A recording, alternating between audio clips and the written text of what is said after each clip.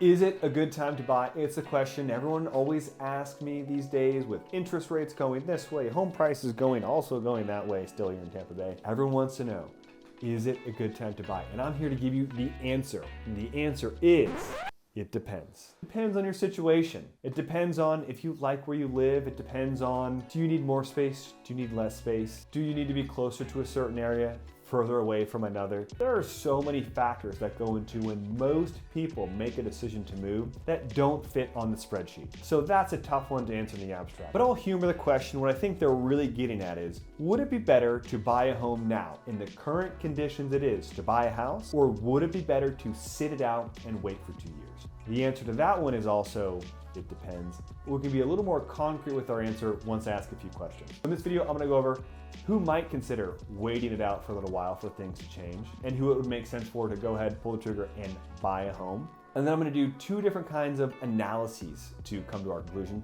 The first one is going to be a cost of living analysis, where we look at the cost of living over 30 years for rent versus own. And the other one, arguably more important in some people's eyes, is a net worth analysis, where we're gonna cover rent versus own and how those impact your net worth. So if you find this information useful, helpful, all that jazz, please like, subscribe. Anything to help the algorithm is greatly appreciated. Now, let's jump right into it. So the first question is, who could reasonably make the argument that it makes sense to not buy right now? And it's a very small group of people who check a few boxes. First and foremost, the cost of living is astronomically low. They don't pay very much, so they're able to save a bunch in cash, and they're saving in cash. They're not blowing it on whatever.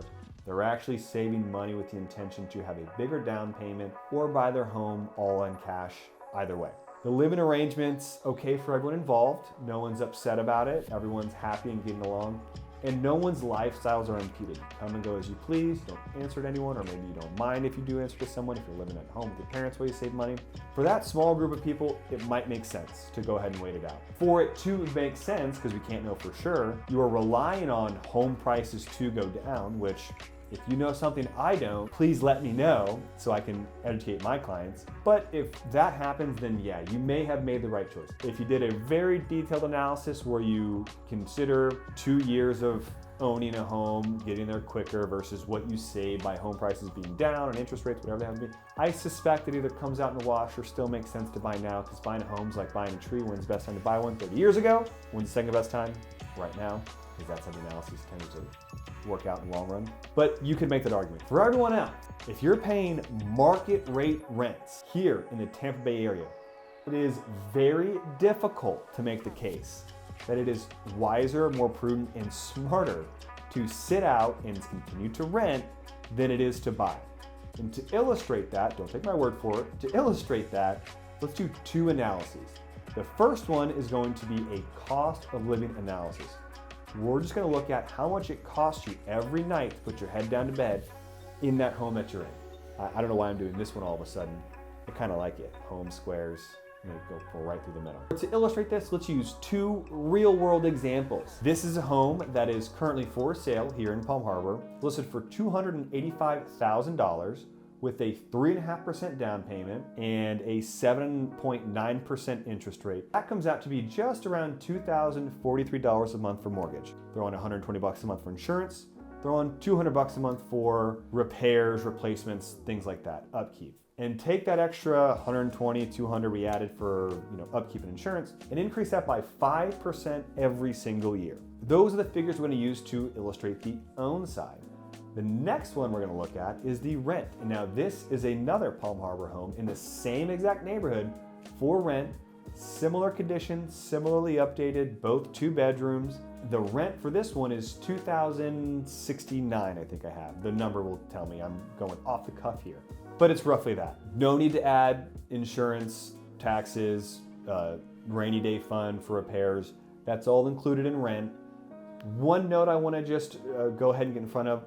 I don't include taxes in this analysis. However, taxes would more than likely benefit the home ownership side because they'll increase by a lot less than the investment property that you're living in.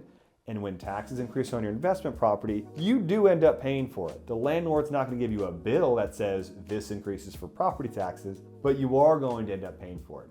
So I just left that out. That is a criticism of it, but I think it's a criticism that actually favors the home ownership side. So now let's look at the numbers. Home ownership versus renting, cost of living. It's not that dramatic in the first few years, first 5 years. Even by year 8 or 9, it's really not that big of a difference. But when does it really start to take off? When does that gap really start to widen? It widens right about the time you want your expenses to start going down. So in years 20 and on, just look at the differences in own versus rent. You're paying nearly double every single month just to rent in a comparable home than what you would if you had purchased it 30 years ago. And also take a look at what happens in year 31 when that mortgage is paid off. And now you're in retirement. You own this thing free and clear. Home ownership comes with the cost. You've still got taxes, insurance, maintenance, all that jazz.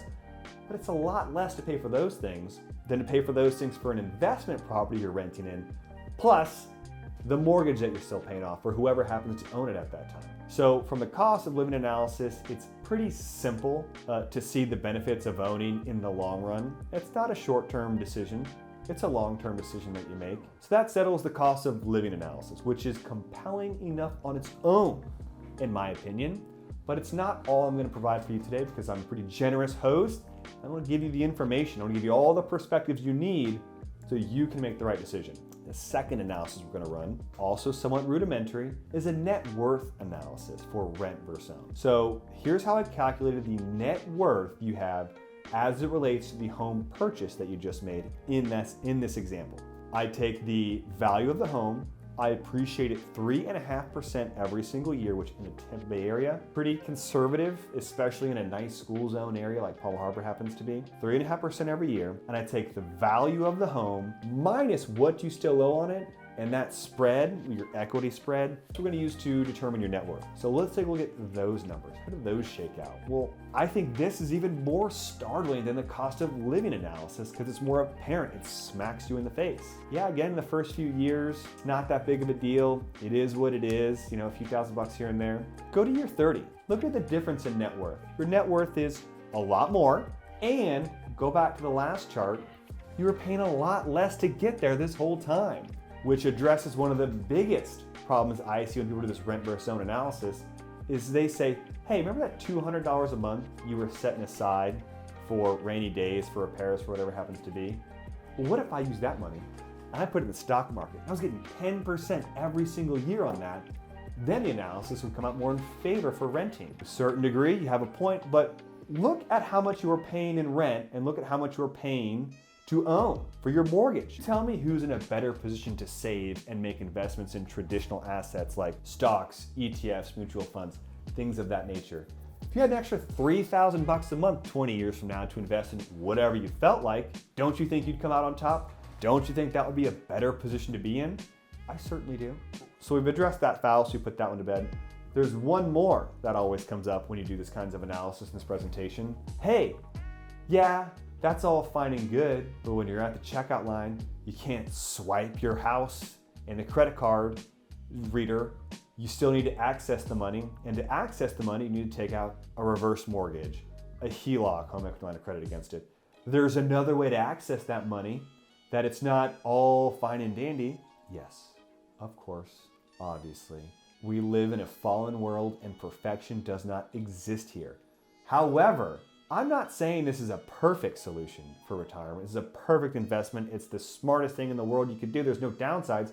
There's obviously downsides. What I'm saying is when you compare this to this, and I hope my editing skills are good enough to put the graphics where they need to be. When you compare them, it's pretty clear which one's on top. You actually have options when you own. They may not be the perfect options.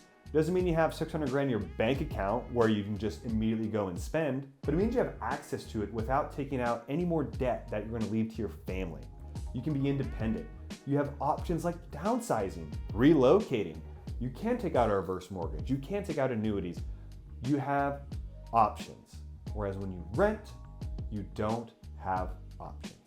So what do we walk away from this video thinking? What's the actionable information we gathered from this? Well, my advice to many people, especially first-time home buyers, people thinking about making that upgrade to their second home, you're probably not going to love the first home that you buy. Some people are lucky enough to do that, not many are. Most people buy their first home knowing full well, I'll live here for 5 to 7 years. I'll make upgrades throughout when I can, but I'll use the equity I have in the home combined with the appreciation and the value of the home to make the next step to the nicer house that I want a lot more affordable than it would be if I never even got into the game. So if you find this interesting, useful, valuable, all the stuff I said at the beginning of it, and you're considering a move at some point, whether it's in 2 months from now or 2 years from now, let's get together and make a plan so that way when the time is right, you're ready to make a move. Thanks for watching.